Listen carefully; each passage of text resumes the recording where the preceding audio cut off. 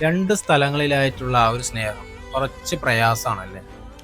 ദൂരം കൂടുന്തോറും നമ്മുടെ സംശയങ്ങളും സങ്കടങ്ങളും സ്വാഭാവികമായിട്ടുണ്ടാവുന്നതാണ്. പക്ഷേ ഇതെങ്ങനെ നമ്മുടെ ബന്ധത്തെ ബാധിക്കാതിരിക്കാം? നേരിട്ട് കാണാൻ കഴിയാത്തതുകൊണ്ട് തന്നെ പലപ്പോഴും മിസ്അണ്ടർസ്റ്റാൻഡിങ് വരുന്നത് സ്വാഭാവികമാണ്. ഫോണിലൂടെ മാത്രമാണ് നമ്മൾ സംസാരിക്കുന്നത്. അതുകൊണ്ട് തന്നെ ചെറിയ പ്രശ്നങ്ങൾ പോലും ചിലപ്പോൾ ഒരു വലിയൊരു വഴക്കിലായിരിക്കും പോയി എത്തി നിൽക്കുന്നുണ്ടാവും. രണ്ടു പേർക്കും സൗകര്യപ്രദമായ ഒരു സമയം ഫിക്സ് ചെയ്ത് ഒന്നില്ലെങ്കിൽ വീഡിയോ കോളോ ഓഡിയോ കോളോ മാക്സിമം ചെയ്യാൻ ശ്രമിക്കുക. അതിനിപ്പോൾ ജോലിക്കിടയിലാണെങ്കിലും ഒരു ടൈം ഫിക്സ് ചെയ്യുന്നത് കുറച്ചും കൂടെ ബെറ്ററായിരിക്കും. പാർട്ട്ണർ എവിടെയാണ് അല്ലെങ്കിൽ ആരോടൊപ്പമാണ് എന്ന് അന്വേഷിച്ചുകൊണ്ടിരിക്കുന്നത് അതെപ്പോഴും ഒരു ബുദ്ധിമുട്ടിലായിരിക്കും കൊണ്ടെത്തിക്കുന്നുണ്ടാവുക. പകരം അവരവരുടേതായ ഒരു സ്പേസ് ഉണ്ടായിരിക്കുന്നത് ആ ഒരു ബന്ധത്തിൽ നല്ലതായിരിക്കും.